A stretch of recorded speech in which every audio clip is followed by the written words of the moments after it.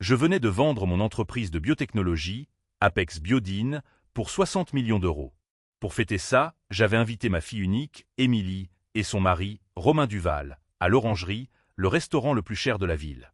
Je m'étais éloigné de la table pour prendre l'appel confirmant le virement bancaire. Quand je me suis retourné pour revenir, un jeune serveur m'a barré le chemin. Il était terrifié. « Monsieur Dubois » a-t-il murmuré. « J'ai vu votre fille. Pendant que votre gendre vous distrayait, elle a sorti une petite fiole de son sac et a versé une poudre dans votre vin. » Mon sang se glaça, mais je suis resté calme. Je suis retourné à la table, j'ai accidentellement renversé un verre d'eau et, dans la confusion, j'ai échangé mon verre avec celui d'Émilie. 15 minutes plus tard, ses yeux se sont révulsés et elle s'est effondrée. Avant de vous raconter exactement ce qui s'est passé dans ce restaurant, laissez-moi vous dire qui je suis. Je m'appelle Pierre Dubois. J'ai 68 ans et je suis veuf depuis 3 ans. Ces 60 millions d'euros n'étaient pas qu'un chiffre. C'était le résultat de 40 ans de ma vie, commencé dans un garage loué près de Lyon avec 2 employés et un rêve. Malgré le succès, je n'ai jamais changé. Je vis toujours dans le même pavillon de plain-pied que j'ai acheté avec ma défunte femme, Laure. Je conduis toujours une berline vieille de 7 ans. Laure, c'était elle l'intelligente. Elle voyait le monde avec une clarté qui me manquait souvent. Et elle n'a jamais, pas une seule fois, fait confiance à Romain. « Il ne regarde que ton carnet de chèques, Pierre », m'avait-elle prévenu, sa voix douce mais ferme. Il ne voit pas Émilie. Il voit un filet de sécurité. J'en riais toujours. Il l'aime, Laure. Il est juste ambitieux. Comme j'avais tort. Laure est partie depuis 3 ans, et ces mots résonnent dans ma tête chaque fois que je le vois. Émilie et Romain mènent une vie que je ne comprends tout simplement pas. Ils conduisent des voitures de luxe dont la location mensuelle coûte plus cher que mon prêt immobilier ne l'a jamais été. Ils parlent de clubs dont je n'ai jamais entendu parler et de vacances dans des endroits que je n'ai vus que dans les magazines. Romain a une vague entreprise d'import-export, mais je suis un homme de chiffres. Je sais qu'il est criblé de dettes. J'ai vu les lettres livrées par erreur chez moi. Ma fille, mon Émilie, elle a changé après la mort de Laure. Elle est devenue distante, sur la défensive, comme si elle le protégeait de moi. Mais il y a 6 mois, quand la nouvelle de l'acquisition d'Apex Biodine a commencé à fuiter dans les journaux financiers, ils sont soudainement devenus très présents. « Papa, laisse-nous t'aider avec tes dossiers. Tu ne devrais pas gérer toute cette paperasse seule. Papa, es-tu sûr que tes investissements sont correctement configurés pour la transition ?» Romain s'y connaît beaucoup. J'étais si seul, si désespéré de retrouver le lien que j'avais perdu, que j'ai accueilli leur intérêt soudain. J'ai confondu leur cupidité avec de l'affection. Ce soir, à l'Orangerie, cette affection était suffocante. Le restaurant était un palais de cristal et de lin blanc. Nous étions à la meilleure table, avec vue sur les lumières de la ville. « Papa, tu es une légende », dit Romain en levant son verre d'eau à 15 €. « À toi, l'homme qui a tout construit à partir de rien. » Émilie enchaîna, son sourire aveuglant. « Nous sommes si fiers de toi, papa. » Mais leurs yeux n'étaient pas fiers. Ils étaient affamés. Ils me regardaient comme si j'étais un ticket de loterie gagnant. Ils étaient enfin prêts à l'encaisser. J'avais besoin de ce dîner, non seulement pour célébrer une réussite professionnelle, mais pour essayer de retrouver une illusion de famille, un écho de ce que j'avais perdu avec Laure. Je m'accrochais à l'espoir qu'au fond, sous les voitures de luxe et les vacances Tapax en Graveleuil, se trouvait toujours ma fille, la petite fille qui venait se blottir contre moi après un cauchemar. C'est cette illusion qui me rendait si vulnérable, si disposé à ignorer les signes avant-coureurs que Laure, elle, avait vus si clairement. Ce soir-là, je portais mon meilleur costume, mais je me sentais comme un imposteur dans ce monde de luxe ostentatoire, un monde qu'il habitait si naturellement. L'air lui-même semblait différent ici, parfumé non pas de nourriture, mais d'argent. Je me souviens avoir pensé à quel point Laure aurait détesté cet endroit. Elle aurait dit que c'était un endroit où les gens paient pour se sentir importants, pas pour bien manger. Et en regardant Romain, je savais qu'elle aurait eu raison. Il ne savourait pas son repas, il le consommait comme un trophée. Chaque bouchée était une performance, chaque gorgée de vin un geste calculé. Il était l'incarnation de tout ce que Laure méprisait, le vide déguisé en substance. Émilie, quant à elle, jouait son rôle à la perfection. Elle me touchait le bras au bon moment, riait de mes blagues avec un peu trop d'enthousiasme, son regard allant constamment de moi à Romain, cherchant son approbation. C'était comme regarder une pièce de théâtre bien répétée, et soudain, j'ai réalisé que j'étais le seul membre du public qui ne connaissait pas le script. Mon cœur se serra, non pas de suspicion, mais de tristesse. J'avais perdu ma fille bien avant ce soir. Je ne le savais tout simplement pas encore. La solitude qui m'avait envahi après la mort de Laure était un gouffre béant, et il l'avait vu, Il avait exploité avec une précision chirurgicale. Chaque appel, chaque visite, chaque offre d'aide n'était pas une main tendue, mais un pas de plus pour me pousser vers le bord de leur piège. Et j'y étais allé volontiers, affamé de la moindre miette d'affection, même si elle était fausse. J'étais un homme facile à tromper parce que je voulais être trompé. Je voulais croire que ma famille était encore intacte, que l'amour qui nous unissait était plus fort que l'attrait de l'argent. Ce dîner à l'orangerie n'était pas une célébration, c'était le point culminant de leur longue et patiente manipulation, et le plat principal, c'était moi. Leurs sourires étaient des couteaux polis, et leurs paroles aimables, le poison qui précédait le véritable venin. « Alors, papa », dit Romain en se penchant avec ce charme mielleux familier. Avec l'entreprise officiellement vendue, qu'advient-il de toute cette infrastructure, des routes maritimes, de tous ces conteneurs climatisés? C'était une question étrange. Je suis dans la biotechnologie. Nous expédions des composés médicaux sensibles et fortement réglementés. Ce n'est pas comme expédier des baskets. Tout fait partie de l'acquisition, Romain, dis-je lentement. La nouvelle société reprend tous les actifs. Pourquoi? Il haussa simplement les épaules, prenant une gorgée de son vin. Juste curieux. Ça semble être un gaspillage de bonne logistique. C'est alors que mon téléphone vibra. L'identifiant de l'appelant indiquait « Banque Suisse ». La confirmation finale. Je m'excusai. Je dois prendre cet appel. En m'éloignant, je vis Romain et Émilie échanger un regard que je ne pus déchiffrer. Un regard d'anticipation. Je suis sorti dans le grand hall au sol de marbre. L'appel fut bref, professionnel et bouleversant. Monsieur Dubois, nous pouvons confirmer que les 60 millions d'euros ont été crédités. Félicitations, monsieur. J'ai raccroché. J'ai senti le poids de 40 ans se soulever de mes épaules. J'étais libre. Je pouvais prendre ma retraite. Je pouvais enfin voyager. Je pouvais. Je me suis retourné et c'est là que j'ai vu le jeune serveur. Il était jeune, peut-être 24 ans. Son uniforme était impeccable, mais ses mains tremblaient si fort qu'il pouvait à peine tenir son plateau vide. « Monsieur Dubois », répéta-t-il, sa voix à peine un murmure. « Je m'appelle Léo. Je suis désolé de vous déranger, monsieur. Je suis nouveau ici, mais je dois vous dire quelque chose. Je suis un homme qui a dirigé une entreprise de plusieurs millions d'euros. J'ai fait face à des OPA hostiles, à de l'espionnage industriel et à des révoltes d'actionnaires. Je sais lire les gens. Ce jeune n'était pas en train de mentir. Il était terrifié. « Qu'y a-t-il, Léo » demandai-je, ma voix calme. « Monsieur, je remplissais l'eau à la station de service juste derrière votre table. Votre gendre, il a montré ce grand tableau sur le mur du fond. Il a posé une question à voix haute à votre fille sur l'artiste. C'était étrange. Ça semblait mis en scène, comme s'il s'assurait que vous regardiez ailleurs. Mon sang se transforma en glace, mon souffle se coupa dans ma gorge. Continuez, dis-je. Au moment où vous avez tous les deux détourné le regard, votre fille, elle a été rapide, monsieur. Vraiment rapide. Elle a sorti une petite fiole en verre brun de son sac à main. Elle a dévissé le bouchon et elle a versé une fine poudre blanche dans votre verre de vin. Puis elle l'a remué une seule fois et a remis la fiole dans son sac. Ça a pris 2 secondes, peut-être 3. Une poudre blanche, pas un liquide, conçu pour se dissoudre. Mon esprit s'emballa. Qu'est-ce que c'était? Un poison pour me tuer ici, dans un restaurant bondé avec des témoins? C'est sale. C'est traçable. C'était autre chose. C'était quelque chose de clinique. J'ai regardé Léo droit dans les yeux. Les siens étaient écarquillés de peur. Êtes-vous absolument certain d'avoir vu cela? Il déglutit difficilement, hochant la tête. Oui, monsieur. À 100%. J'ai vu la fiole.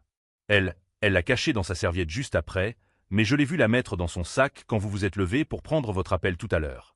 C'est pour ça que je devais vous arrêter. Ce jeune venait de me sauver la vie. J'ai sorti mon portefeuille. J'ai pris une liasse de billets. Il y avait 500 euros.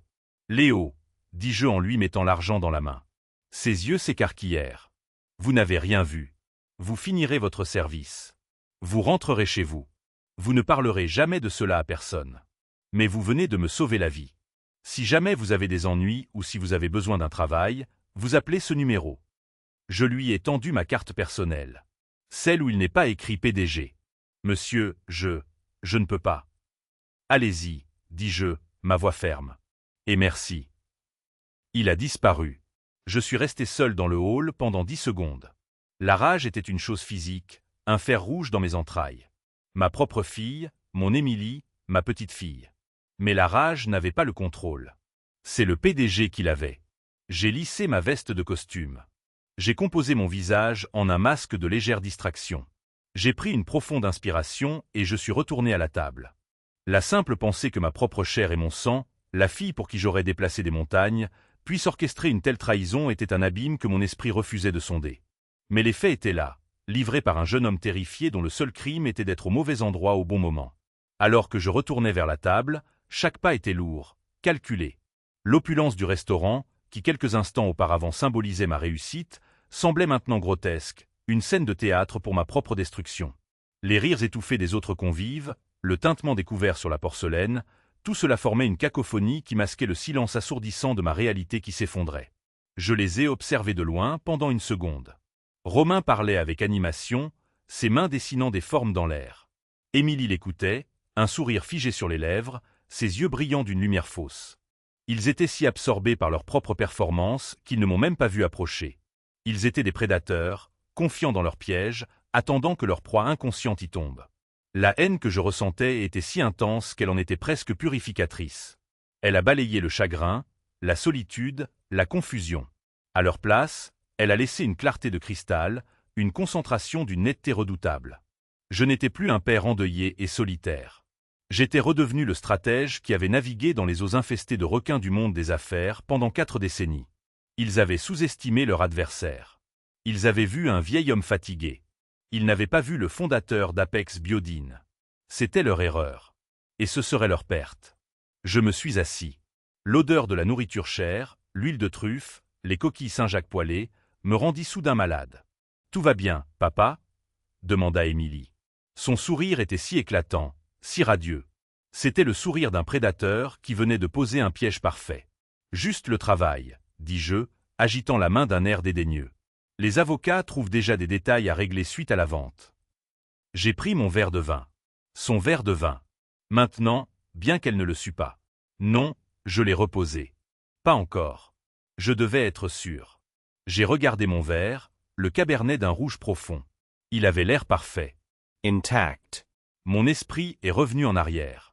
Le commentaire d'Émilie la semaine dernière. Papa, tu es si distrait ces derniers temps. Tu as manqué notre réservation au restaurant mardi. Je ne l'avais pas manqué. Il l'avait annulé et m'avait dit que je m'étais trompé de jour. Je me suis souvenu du commentaire de Romain il y a à peine 2 jours. Pierre, tu sembles confus. Es-tu sûr que tu vas bien pour gérer tout cet argent seul? Tout s'est mis en place. Ce n'était pas du poison. C'était une incapacitation. La poudre n'était pas destinée à me tuer. Elle était conçue pour imiter un AVC, pour créer une confusion soudaine et terrifiante, pour me faire passer pour quelqu'un qui avait perdu la tête juste après avoir obtenu 60 millions d'euros. Il voulait me faire déclarer incapable. J'avais besoin de faire l'échange. Romain racontait une longue et ennuyeuse histoire sur l'une de ses transactions d'importation, quelque chose sur des textiles de Turquie. Émilie buvait ses paroles, les yeux pétillants, jouant le rôle de l'épouse adoratrice. Ils étaient si occupés à jouer leur pièce pour moi qu'ils ne me regardaient pas vraiment. J'ai attendu. J'avais besoin d'un moment de distraction. Le serveur, Paléo, un autre, est venu remplir nos verres d'eau. C'était mon moment. Au moment où le serveur tendait la main vers le verre de Romain, j'ai accidentellement secoué mon bras, mon coude heurtant solidement le verre d'eau plein de Romain. « Oh, mon Dieu !» m'exclamai-je. « Pierre, franchement !» lança Romain en sursautant alors que l'eau glacée inondait la nappe blanche et coulait sur son pantalon à 1000 euros. Ce fut le chaos pendant 5 secondes. Émilie halta. « Papa !» Romain jura entre ses dents, attrapant sa serviette. Le serveur se précipita avec d'autres serviettes, s'excusant profusément. Pendant ces 5 secondes de chaos, mes mains ont bougé. C'était un mouvement simple et fluide que j'avais répété dans ma tête une 12aine de fois en revenant du hall. Ma main droite a pris mon verre contaminé. Ma main gauche a pris le verre propre d'Émilie. Je les ai tous les deux écartés de la flaque. Et quand je les ai reposés, ils étaient inversés. C'était fait. Je suis vraiment désolé, Romain, dis-je en épongeant la table avec ma propre serviette. Je suppose que je suis un peu fatigué. La vieillesse me rattrape. Ce n'est rien, papa, dit Romain en se reprenant. Il partagea un regard complice et triomphant avec Émilie. Il pensait que ma maladresse était le premier signe. Il pensait que leur plan fonctionnait. Il n'avait aucune idée. Le serveur a fini de nettoyer le désordre et est parti. La tension avait disparu, remplacés par leur anticipation suffisante et prédatrice. J'ai pris mon verre, le verre propre d'origine d'Émilie. Eh bien, dis-je en le levant bien haut. Malgré ma maladresse, je veux porter un toast. Ils ont tous les deux levé leur verre. Émilie tenait mon verre d'origine, celui qui contenait la poudre qui était censée détruire mon esprit. À la famille, dis-je, en regardant directement dans les yeux d'Émilie. Et à ce que chacun obtienne tout ce qu'il mérite. À la famille, répéta Émilie, arborant ce brillant faux sourire. Elle prit une grande gorgée assurée.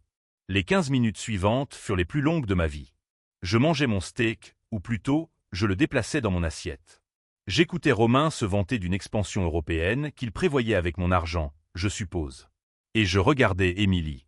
Tout a commencé de manière subtile, une légère perturbation dans son comportement qui serait passée inaperçue pour quiconque ne la surveillait pas avec l'intensité d'un faucon. Elle cligna des yeux plusieurs fois, fort, comme si elle essayait de chasser un brouillard de sa vision. Puis elle secoua légèrement la tête. Romain, au milieu d'une tirade sur les complexités du marché berlinois, ne remarqua rien. Il était trop amoureux du son de sa propre voix, de la perspective de l'empire qu'il allait construire sur les ruines de ma vie. « Romain » murmura-t-elle, l'interrompant en plein milieu de sa phrase. Sa voix était pâteuse, incertaine. « Chérie, les lumières, elles semblent très vives. » Romain gloussa, agacé d'être interrompu. Il la considérait comme une simple actrice de soutien dans sa grande pièce, et elle venait de manquer sa réplique. « C'est l'orangerie, ma chérie. Tout est lumineux. Comme je le disais, le marché de Berlin est... » « Non, dit Émilie. Sa voix était plus épaisse maintenant, chaque mot un effort. Elle porta une main à sa tempe, ses doigts massant doucement la peau. Ses mots commencèrent à s'empâter. « J'ai la tête qui tourne, Romain. Je ne me sens pas bien. » Le sourire de Romain s'effaça. La confusion remplaça l'irritation. Ses yeux passèrent de moi à elle, cherchant une explication, son esprit rapide essayant de comprendre ce qui n'allait pas dans son plan si parfait. « Émilie, arrête de jouer. Tu n'as bu qu'un verre de vin. » Sa voix était un sifflement bas, une commande, pas une préoccupation.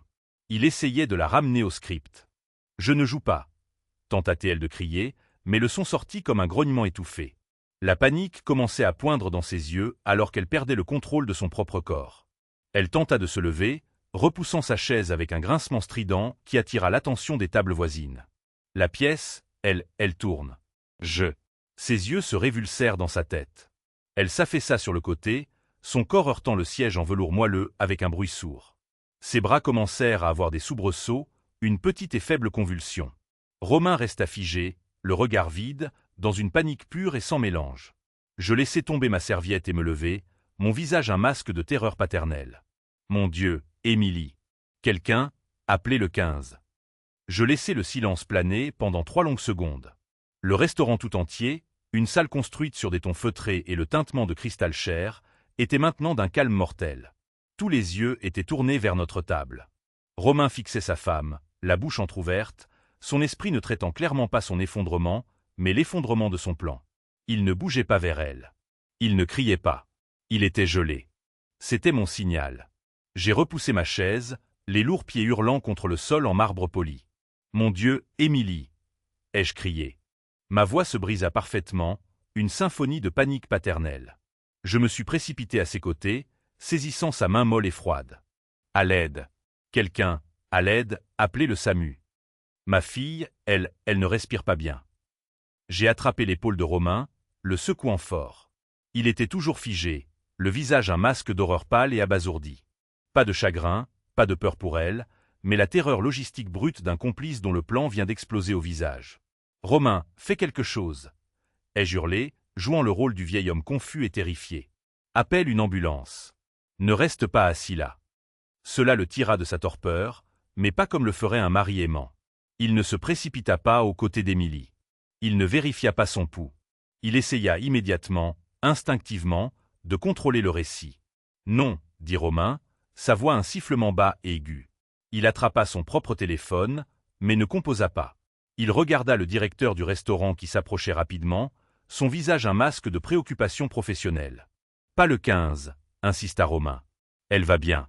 Elle a juste, elle a trop bu. » Je le regardai, ma confusion feinte se transformant en indignation feinte. « Beau !»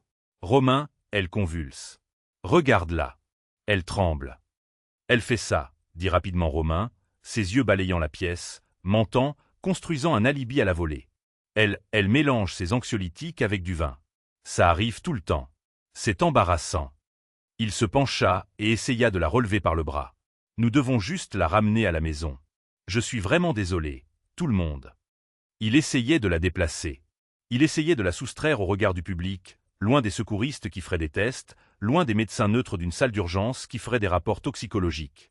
Il avait besoin de l'emmener chez son médecin, le corrompu docteur Renaud, pour remettre son plan sur les rails. J'ai vu Léo, le jeune serveur, mon sauveur, regarder depuis la station de service. Son visage était pâle, ses yeux grands ouverts, fixés sur les miens. Il savait ce qui se passait. Romain se tourna vers le directeur, sa voix dégoulinant d'un faux embarras. « Je suis vraiment désolé pour ça. Nous allons l'emmener. Nous partons. Donnez-nous juste une minute pour l'amener à la voiture. » Il essayait d'empêcher le monde extérieur de s'impliquer. Il était désespéré de sauver son plan. Il se pencha de nouveau vers Émilie, mais il ne vérifiait pas sa respiration. Il chuchotait, sifflant à son oreille. « Émilie, lève-toi. Lève-toi maintenant. Arrête ça. » Je savais que je devais passer outre. « Il est en état de choc, » criai-je au directeur, en faisant un geste vers Romain. Il ne sait pas ce qu'il dit. Elle n'est pas ivre. Elle a à peine touché son vin. Elle a besoin d'un médecin. Juste au moment où Romain s'apprêtait à soulever physiquement Émilie de la chaise, Léo s'avança, son propre téléphone portable déjà collé à son oreille. « C'est trop tard, monsieur, » dit Léo, regardant au-delà de Romain vers le directeur, sa voix forte et claire dans la salle silencieuse. « J'ai déjà appelé le SAMU. Ils sont en route. Ils ont dit de ne pas la bouger sous aucun prétexte. » La tête de Romain se tourna brusquement vers Léo. Le regard dans ses yeux n'était plus de la panique. C'était un meurtre pur et sans mélange. « Tu as fait quoi » cracha-t-il. « Espèce de petit. Je t'ai dit qu'elle allait bien. Tu es viré. Tu n'as aucune idée de ce que tu viens de faire. » Le directeur, un homme grand qui n'était clairement pas assez payé pour cela, s'interposa. « Monsieur Duval, le serveur a fait ce qu'il fallait. Si un client s'effondre dans notre établissement, nous sommes légalement tenus d'appeler une assistance médicale. Veuillez reculer. » Le masque de gendre charmant et réussi de Romain avait disparu. Il avait l'air piégé, un animal acculé. Il me fixa, sa poitrine se soulevant, et je vis son esprit enfin assembler les pièces. L'eau renversée, les verres échangés, ma soudaine maladresse de vieillard. Il savait. Il ne savait pas comment je savais, mais il savait que j'avais fait ça. Le hurlement des sirènes déchira la nuit, se rapprochant, de plus en plus fort. Le son était une belle et terrible symphonie. C'était le son de mon plan qui fonctionnait. C'était le son de la justice qui arrivait. Les ambulanciers se précipitèrent, poussant un brancard, leurs mouvements efficaces et rapides. Ils ignorèrent les protestations de Romain, le repoussant. « Monsieur, nous avons besoin que vous reculiez. »« Madame, m'entendez-vous ? Qu'a-t-elle pris » demanda l'un d'eux en lui éclairant les yeux. « Je ne sais pas » cria Romain, essayant de reprendre le contrôle. « C'est son traitement. Elle le mélange. C'est pour l'anxiété. »« Quel traitement, monsieur ? Nous avons besoin d'un nom. » Romain se figea. Bien sûr, il se figea. Il ne pouvait pas donner le nom de l'antipsychotique sans s'incriminer. Je ne connais pas le nom. C'est juste pour l'anxiété. Elle le garde dans son sac. » Ils la chargèrent sur le brancard. Elle était inconsciente, son visage pâle et flasque. Pendant une seconde, je ressentis une véritable pointe de pitié. Elle était toujours ma fille, mon Émilie. Mais elle avait fait son choix au moment où elle avait débouché cette fiole. Le restaurant était silencieux. Chaque convive, chaque serveur, chaque commis de cuisine regardait. J'ai suivi le brancard, le dos voûté, jouant le rôle du père affligé et confus. Mon bébé. Oh mon Dieu, est-ce qu'elle va s'en sortir ? Gémis-je. Nous avons atteint les portes de l'ambulance. Les ambulanciers la chargeaient. Je me tenais sur le trottoir sous les gyrophares rouges des bleus. C'est alors que Romain m'a attrapé le bras. Sa prise n'était pas celle d'un gendre paniqué. C'était de l'acier. Il m'a tiré sur le côté, juste hors de portée de voix des ambulanciers, son corps me cachant de leur vue. Sa voix n'était plus paniquée.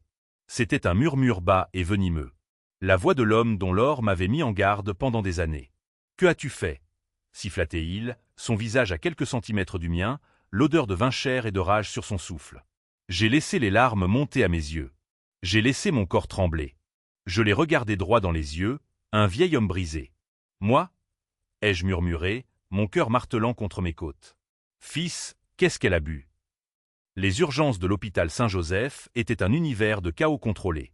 Les lumières étaient trop vives, une agression pour les yeux, et l'air sentait l'antiseptique, l'eau de javel et le café brûlé. C'était l'odeur de la panique et de la routine mélangée. Les infirmières se déplaçaient comme des ombres, leurs voix calmes et sèches, leurs visages impassibles. Ils ont emmené Émilie au box de déchocage 3, et Romain les a suivis, trébuchant presque sur ses propres chaussures de luxe. Sa voix était une plainte aiguë qui m'écorchait les nerfs. « Elle est allergique aux fruits de mer », criait-il à l'infirmière d'accueil. « Je pense qu'elle a mangé de mauvais fruits de mer. C'est tout ce que c'est. Ça doit être les coquilles Saint-Jacques. » Il construisait déjà son faux récit, semant le mensonge. Je suis resté en retrait, jouant le rôle que j'avais choisi. Le père âgé choqué, confus par le bruit, mes mains jointes devant moi, observant simplement. Un jeune médecin, peut-être 30 ans, a poussé le rideau.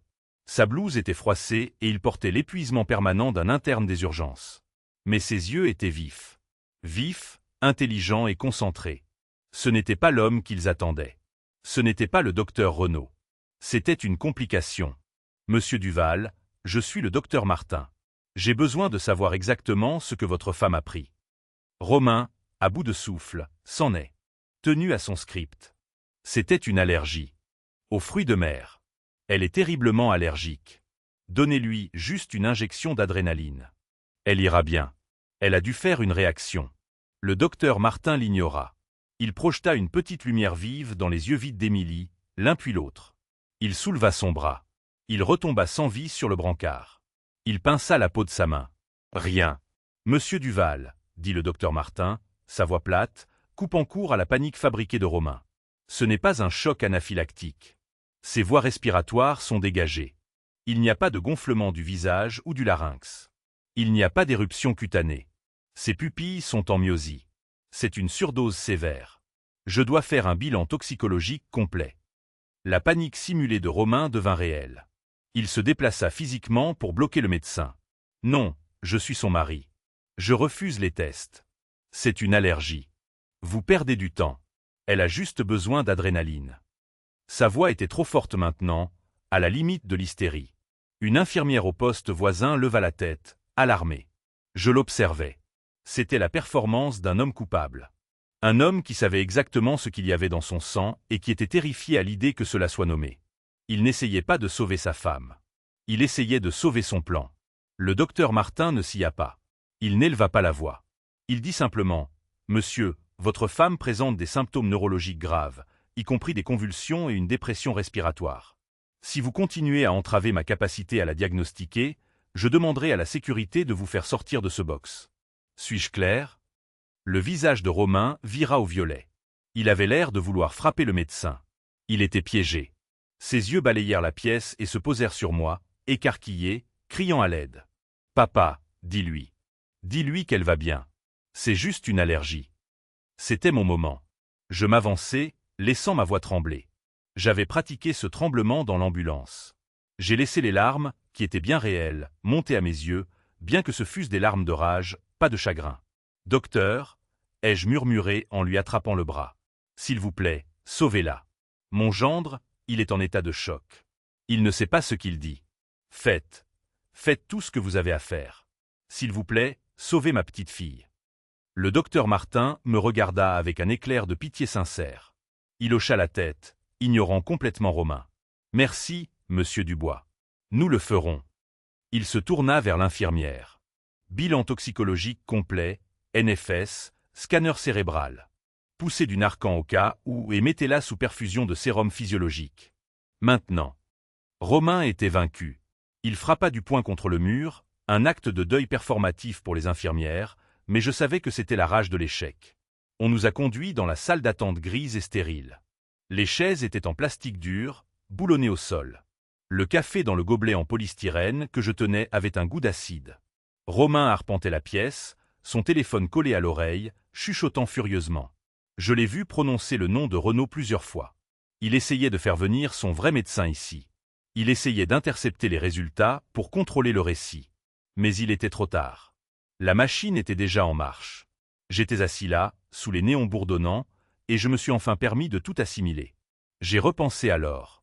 Il ne regarde que ton carnet de chèques, Pierre. Sa voix était si claire dans ma mémoire, un doux avertissement que j'avais écarté comme une mère surprotectrice envers sa fille. Les hommes comme ça, avait-elle dit, ils ne construisent rien, ils ne font que prendre.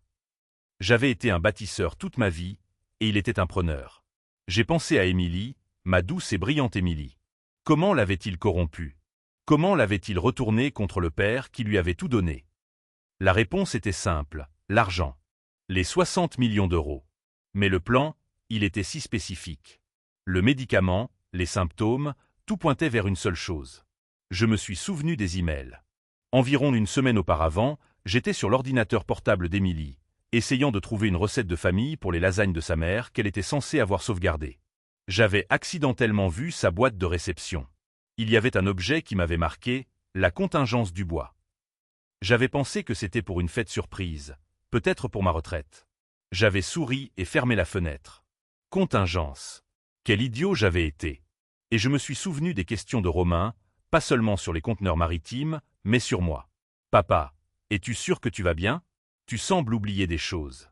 Tu as manqué notre réservation au restaurant mardi. Je ne l'avais pas manqué. Il l'avait annulé et m'avait dit que je m'étais trompé de jour. Il construisait un dossier. Il semait les graines de ma sénilité. Il ne s'agissait pas seulement d'argent. Il s'agissait de contrôle. Ils allaient utiliser ce médicament, un médicament qui imite un AVC, qui provoque une confusion aiguë, qui fait passer un homme de 68 ans pour sénile, pour me faire déclarer incapable. Le timing était parfait. Le lendemain de la clôture de mon accord de 60 millions d'euros. C'était brillant. C'était monstrueux. 1 heure plus tard, le docteur Martin est revenu. Son visage était sombre. Il ne regardait pas Romain. Il me regardait. Monsieur Dubois, je crains que les nouvelles ne soient pas bonnes. Le rapport toxicologique est revenu. Votre fille a une dose massive, quasi létale, d'olanzapine dans son système. Romain, qui était au téléphone avec ce qui ressemblait à son avocat, se figea. Olan, quoi? Je n'ai jamais entendu parler de ça. Olanzapine, dit le docteur Martin, sa voix nette et précise. C'est un antipsychotique très puissant. Nous l'utilisons pour traiter la schizophrénie, les troubles bipolaires sévères. Ce n'est pas un anxiolytique. Ce n'est pas quelque chose que l'on mélange avec du vin. Une dose aussi élevée. Franchement, je suis tenu d'avertir la police. Cela ressemble à une tentative de suicide ou à autre chose. Romain se mit à bafouiller. Suicide? Non, elle ne ferait pas ça. Elle est heureuse. Nous venions d'eux. Nous fêtions quelque chose. Le docteur Martin leva une main. Je dois vous expliquer les symptômes, monsieur. Chez un individu sain, une dose massive comme celle-ci ne provoque pas seulement des convulsions. Elle imite les symptômes d'une démence aiguë à apparition rapide. Elle provoque confusion, troubles de l'élocution, psychose et des dommages neurologiques qui peuvent paraître identiques à un AVC grave. Et voilà, la dernière pièce dégoûtante du puzzle. Ce n'était pas n'importe quel médicament. C'était le médicament parfait. Un médicament qui ne me rendrait pas seulement malade. Il me ferait passer pour fou. Ils n'essayaient pas seulement de me faire du mal. Ils essayaient de m'effacer, d'effacer légalement mon esprit, mon identité, ma signature. Ils allaient me faire interner. Ils allaient me mettre dans une maison de retraite, prendre le contrôle de mes 60 millions d'euros et me laisser pourrir dans une couche, bavant dans ma soupe, pendant qu'ils vivraient de l'œuvre de ma vie. Romain fixait le médecin, le visage livide. Il comprit enfin que le médecin ne diagnostiquait pas seulement Émilie. Il décrivait l'arme même qu'ils avaient choisie. Le plan était en ruine. Est-ce qu'elle va s'en sortir? Balbutia Romain, son jeu de mari aimant reprenant, mais il était trop tard. Sa voix était creuse. Nous lui faisons un lavage d'estomac et nous lui administrons l'antidote, dit froidement le docteur Martin.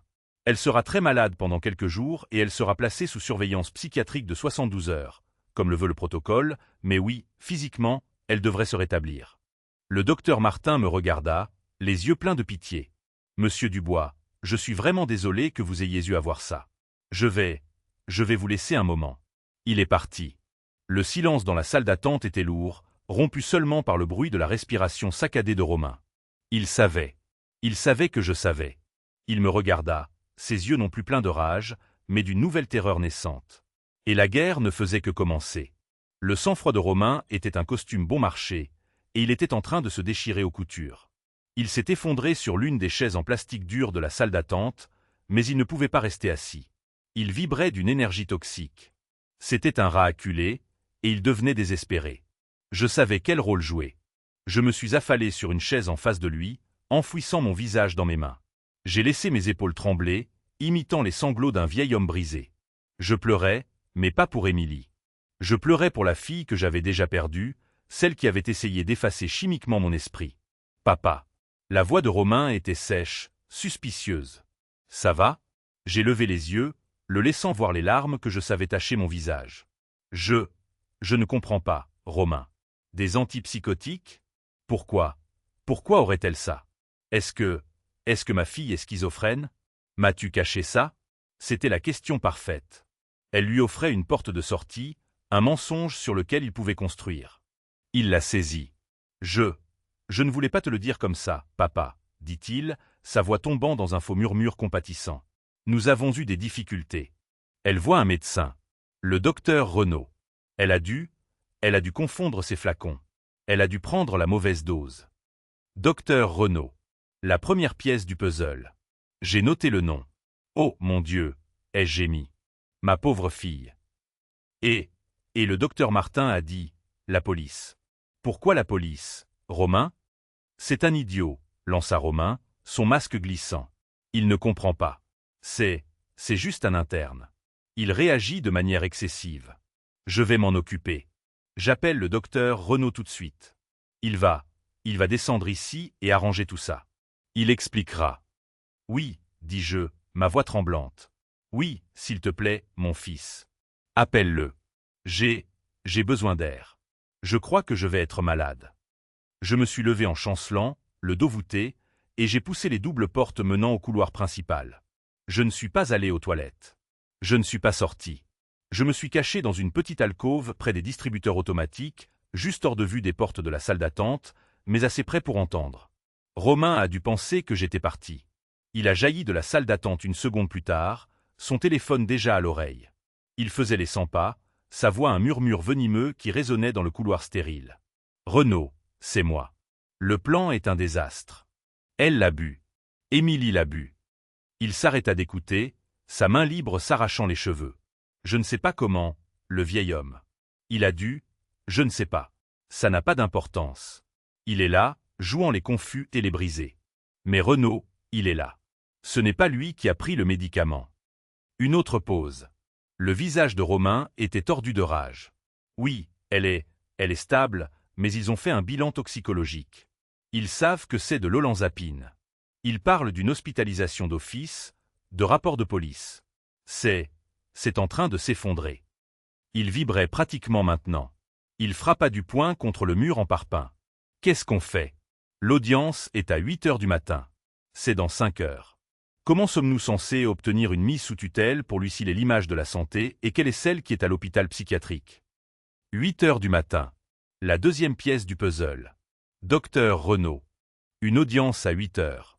Non, cria soudain Romain dans le téléphone. Non, tu m'écoutes. Tu es impliqué aussi profondément que moi. Tes dettes de jeu ne sont pas mon problème. Tu as été payé pour gérer le côté médical, alors tu le gères. Tu descends à cet hôpital. Tu leur dis que le docteur Martin est un idiot. Tu leur dis que tu es son médecin traitant. Tu leur dis qu'elle est instable, qu'elle est suicidaire, qu'elle vole ses médicaments. Je me fiche de ce que tu dis, arrange juste ça, et tu as intérêt à être prêt à témoigner à 8 heures du matin. Il a raccroché, respirant comme s'il venait de courir un marathon. Il est resté là un moment, le dos tourné, essayant de retrouver son calme.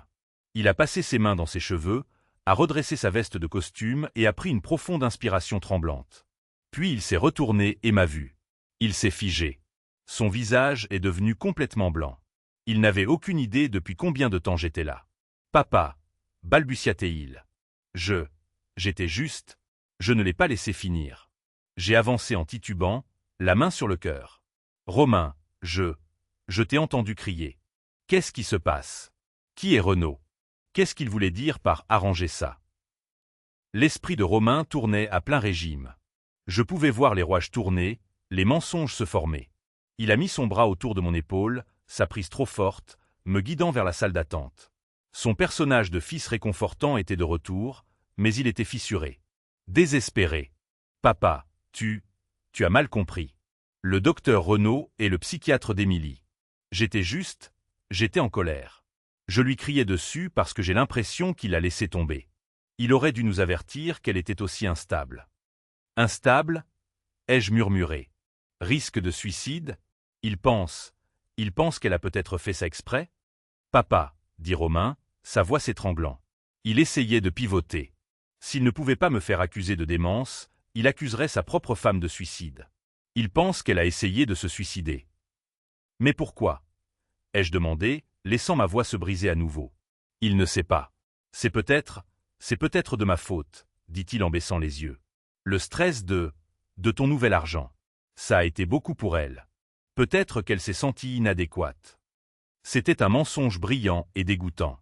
Il plantait déjà l'idée que mes 60 millions d'euros étaient le problème, la force déstabilisatrice qui avait poussé sa femme à faire ça.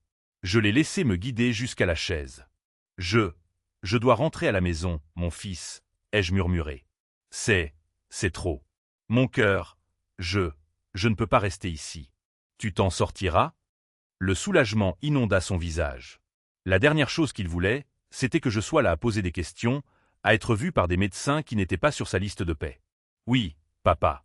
Bien sûr, dit-il, sa voix dégoulinant d'une fausse inquiétude. Rentre à la maison, repose-toi. Tu as l'air terrible. Je resterai ici. Je m'occuperai de tout avec le docteur Renaud quand il arrivera. Je t'appellerai dès que j'en saurai plus. Il m'a pratiquement poussé vers la sortie. Prends un taxi. Je le paierai. D'accord, mon fils. D'accord. Je suis sorti de l'hôpital, un vieil homme frêle, tremblant, dévasté. Le jeu a tenu jusqu'à ce que les portes automatiques se ferment derrière moi. À la seconde où l'air nocturne a frappé mon visage, mon dos s'est redressé. Le tremblement s'est arrêté. Le chagrin a disparu, remplacé par une concentration froide et dure. Il était 3 heures du matin. Je suis monté dans un taxi. 52 allée des Tilleuls. Ai-je dit au chauffeur, mon adresse. Mais pendant que nous roulions, je me suis penché en avant. En fait, chauffeur, pouvez-vous m'emmener d'abord chez ma fille? 47 rue des Saules. Je dois récupérer quelques affaires pour elle. Il a hoché la tête et a changé de direction. Émilie et Romain vivaient dans une nouvelle villa que mes 60 millions d'euros n'avaient pas encore payée. Je savais qu'ils gardaient un double des clés sous le pot d'une fougère, morte près de la porte de derrière. Romain se croyait malin. Je le trouvais juste paresseux. La maison était sombre. Je suis entré, mon cœur battant, non pas de peur, mais d'adrénaline. Je savais exactement où aller. Le bureau. Je me suis assis au bureau blanc et élégant d'Émilie. J'ai allumé son ordinateur portable. Pas de mot de passe. Un autre signe de leur arrogance. Ils n'ont jamais cru que j'étais une menace. J'ai ouvert sa messagerie. Ça n'a pas pris longtemps. Je n'ai pas eu besoin de chercher « conspiration ». J'ai juste cherché le nom que Romain avait si gentiment fourni. Renaud. La chaîne est apparue. Des dizaines de mètres entre Émilie, Romain et un certain docteur A. Renaud. Je les ai lus, et à chaque mot, mon sang se glaçait un peu plus. De Romain Duval à docteur A. Renaud. Objet, la contingence du bois. Renaud, il devient un problème. Il remet les choses en question. Il pose des questions sur les manifestes de transport. La vente de l'entreprise est un désastre pour nous. Nous devons accélérer le calendrier. De docteur A. Renaud à Romain Duval. Objet, la contingence du bois. Le risque est élevé. Une hospitalisation d'office nécessite un événement déclencheur. Vous ne pouvez pas simplement dire qu'il est confus. Il doit être confus. J'ai prescrit l'olanzapine sous un faux nom. La dose que j'ai recommandée induira une psychose aiguë et des symptômes imitant un AVC dans les 20 minutes suivant l'ingestion. De Émilie Dubois-Duval à Romain Duval, docteur A. Renaud. Objet, la contingence du bois. Je le ferai au dîner de célébration. Il sera distrait. Il me fait confiance. Une fois qu'il sera à l'hôpital, Renaud, tu prends le relais. Tu le certifies. Romain, tu déposes la requête dès la première heure demain matin. Nous devons prendre le contrôle des actifs avant que l'audit fiscal ne commence. L'audit fiscal. Mon Dieu, j'avais eu raison. Il ne s'agissait pas seulement de l'argent. Il s'agissait de la logistique. Romain avait utilisé mon entreprise, ma bonne réputation, pour gérer son entreprise criminelle. Et puis j'ai vu le dernier email de la chaîne, envoyé hier seulement. Il provenait d'un cabinet d'avocats, à l'attention de Romain Duval et Émilie Dubois-Duval. De Gauthier et Associés. Pièce jointe. Requête de mise sous tutelle d'urgence, pierredubois.pdf. Mes mains tremblaient. J'ai cliqué sur la pièce jointe. C'était là. Ma vie réduite à un document juridique. Le requérant, Romain Duval, sollicite une mise sous tutelle d'urgence de son beau-père, Pierre Dubois. Et les motifs. Monsieur Dubois présente des signes de démence sénile à apparition rapide, de paranoïa, de confusion, d'irresponsabilité financière. Et la dernière ligne accablante, à l'appui du témoignage expert de son médecin traitant, le docteur Albert Renaud, qui attestera de l'incapacité de Monsieur Dubois à gérer ses propres affaires. L'audience est fixée au 4 novembre, à 8 heures, salle d'audience 3B. Aujourd'hui. Dans moins de 5 heures. Ils avaient tout planifié. Le médicament, le dîner, l'expert médical, l'audience d'urgence. À 9 heures ce matin, j'étais censé être sous la tutelle de l'État, avec mon gendre criminel détenant les clés de mon royaume de 60 millions d'euros. J'ai regardé l'horloge sur le mur. 3h55 du matin. J'ai fermé l'ordinateur portable. J'avais tout ce dont j'avais besoin. Pas aujourd'hui, ai-je murmuré à la maison vide et silencieuse. Jamais. J'ai quitté la maison sombre de ma fille à 3h55 du matin. Le trajet en taxi depuis l'hôpital avait été flou, mais le trajet de la maison d'Émilie à la mienne était net, froid et clair. Mes mains ne tremblaient plus. Le vieil homme frêle et dévasté que j'avais joué ces dernières heures avait disparu, laissé derrière lui dans la salle d'attente de l'hôpital. L'homme qui conduisait ma berline maintenant était Pierre Dubois, le PDG. L'homme qui avait bâti une entreprise de 60 millions d'euros à partir de rien. L'homme qui avait affronté des OPA hostiles et des espions industriels. L'homme qui, à 4 heures du matin, était officiellement en guerre. J'ai pris mon téléphone. Je n'ai pas hésité. J'ai composé le numéro. Il a sonné une fois, 2 fois. J'espère que c'est une question de sécurité nationale, Pierre. Une voix grave et rauque a répondu. Le roi, dis-je, ma voix stable, tranchant dans le silence des rues vides. Réveille-toi. J'ai besoin de toi au bureau. Pas le matin. Maintenant. Il y eut une pause d'une demi-seconde. J'arrive. Il a raccroché. Maître Leroy ne pose pas de questions inutiles. Ce n'est pas un avocat de famille. Il ne s'occupe pas de testament ou de divorce. C'est un requin. C'est l'homme qui a structuré l'acquisition d'Apex Biodine. C'est l'homme qui a écrasé le procès futile en contrefaçon de brevet d'un concurrent il y a 2 ans avec un seul contre-interrogatoire brutal. Il était, je l'ai réalisé, l'homme parfait et le seul pour ce travail. Je suis entré dans le parking souterrain de sa tour du centre-ville à 4h30 du matin. La ville était une ville fantôme enveloppée de brouillard. J'ai pris l'ascenseur privé directement jusqu'à l'étage du Penthouse. Les portes se sont ouvertes sur un hall sombre, mais les lumières de son bureau d'angle étaient déjà allumées, un phare dans l'obscurité.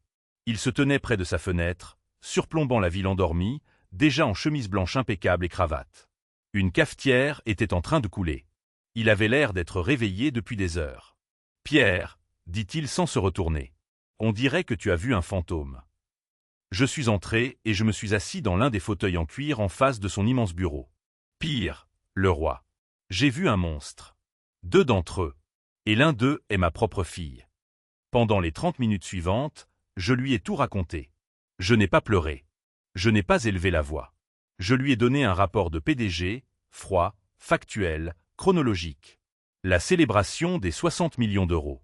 Le serveur, Léo, et son avertissement. Les verres échangés. L'effondrement. Les urgences. Le diagnostic honnête du docteur Martin. L'olanzapine, un antipsychotique. La tentative de dissimulation paniquée et immédiate de Romain, blâmant une allergie. Le roi écoutait, son visage un masque impassible, ses doigts joints. Il hochait simplement la tête, absorbant chaque détail. Et puis j'ai dit, Romain a fait sa première erreur. Il a nommé leur médecin, un certain docteur Renaud. Il pensait que j'étais un vieil homme en deuil et confus, alors il a parlé juste devant moi. J'ai répété l'appel téléphonique que j'avais surpris dans le couloir de l'hôpital. Renaud, le plan est un désastre. Elle l'a bu. L'audience est à 8 heures du matin. Tu dois arranger ça. Les yeux de Leroy se sont rétrécis. Une audience? 8 heures du matin? Quelle audience? Ça, dis-je, c'est la deuxième chose.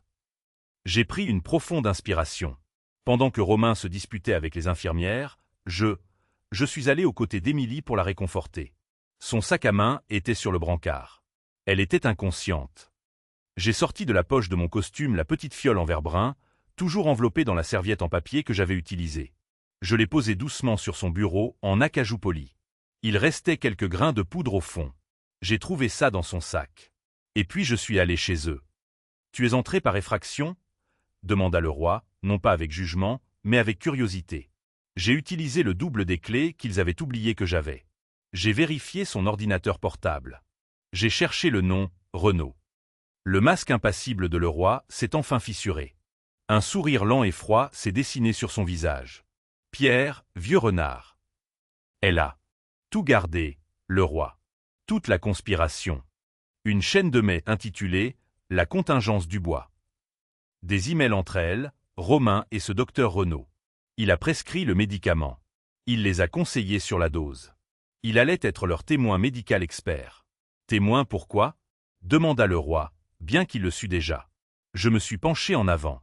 Une audience ce matin, à 8 heures, salle d'audience 3B. Je t'ai transféré l'email avec la pièce jointe. C'était une requête d'urgence pour une mise sous tutelle. Ma mise sous tutelle.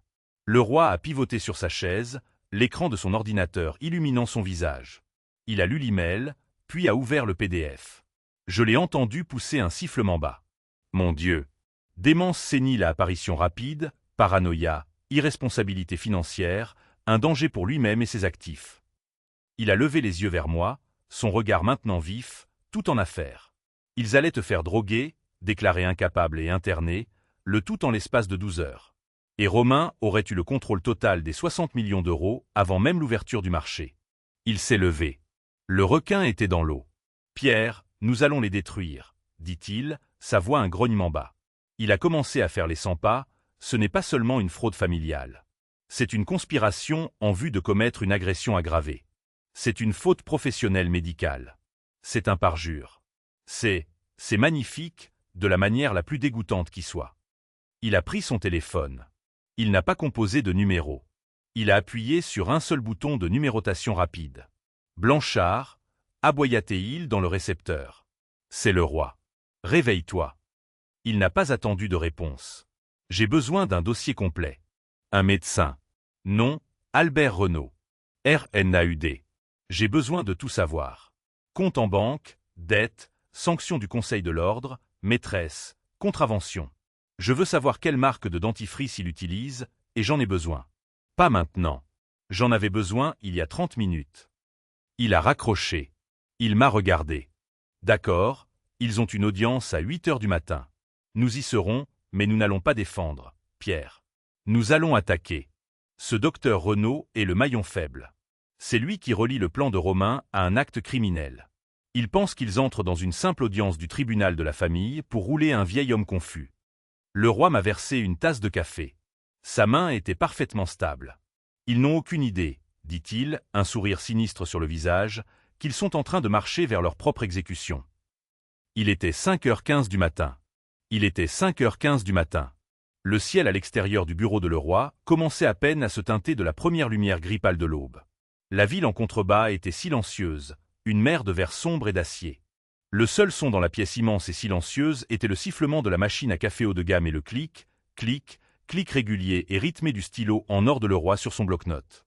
L'adrénaline de l'hôpital, de l'effraction chez Émilie, commençait à se dissiper. Elle était remplacée par autre chose. Une fatigue froide et lourde qui s'installait profondément dans mes os. Mais ce n'était pas la fatigue d'un vieil homme. C'était la fatigue d'un général à la veille d'une bataille qu'il n'avait jamais demandé à mener. Il planifie ça depuis des mois, le roi, dis-je. Ma voix semblait rauque dans le silence. Il se joue de moi. Ma propre fille. J'ai dû m'arrêter. Le dire à voix haute le rendait réel d'une manière que les emails n'avaient pas. La douleur était une chose physique, une pression vive et constante derrière mes côtes. Le roi n'a pas offert de sympathie. Ce n'est pas pour ça que je le paie. C'est un stratège. Il m'a versé une autre tasse de café, noir et assez fort pour décaper de la peinture. Le chagrin rend les gens aveugles, Pierre, dit-il, sa voix un grave le grave. Il comptait sur le fait que tu sois le mari endeuillé. Ils ont mal calculé. Ils n'ont pas compté sur le fait que tu sois toujours le PDG. Il avait raison. Ils ont vu papa. Ils ont vu le vieil homme dans le cardigan usé qui regrettait sa femme. Ils ont oublié qui avait bâti l'entreprise qu'ils voulaient si désespérément voler. Ils ont oublié que je ne suis pas arrivé là où je suis en étant naïf. J'avais juste été naïf à leur sujet. J'aurais dû écouter, murmurai-je, fixant le café noir. Mon Dieu, j'aurais dû écouter Laure. Le roi leva les yeux de ses notes. Ses yeux étaient vifs. Laure, qu'est-ce qu'elle savait? Elle l'a vu, dis-je, le souvenir me submergeant, frais et douloureux. Dès le début, dès le premier dîner qu'il a eu chez nous.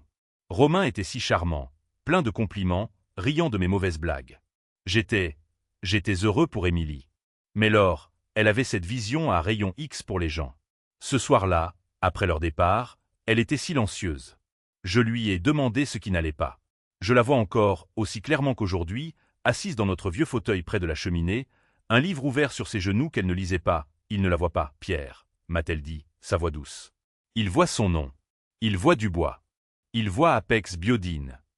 Je lui ai dit qu'elle était cynique. Je lui ai dit qu'Émilie était amoureuse et heureuse et que c'était tout ce qui comptait. Elle a réessayé, continuai-je, ma voix s'épaississant. Environ 1 an plus tard, Romain venait de perdre un investissement majeur. 20 000 € de leur argent, ou du moins c'est ce qu'il a dit. Émilie est venue me voir en pleurant, humiliée. Bien sûr, j'ai fait le chèque. Je pensais aider ma fille. Ce soir-là, Laure était furieuse. Pas contre moi, contre lui. J'ai regardé le roi, la honte de ce souvenir brûlant mon visage. Elle a dit, c'est un preneur, Pierre. Il ne regarde que ton carnet de chèques. C'est un parasite, et il apprend à notre fille à en être un aussi. Nous avons eu la plus grande dispute de nos 40 ans de mariage. Je l'ai accusée d'être jalouse du bonheur d'Émilie. Je lui ai dit qu'elle avait tort. J'ai fermé les yeux. La tasse de café était chaude dans mes mains. Elle n'en a plus jamais parlé. Elle savait. Elle a vu ça venir. Et j'étais trop aveugle, trop fier pour le voir. Elle est partie depuis 3 ans.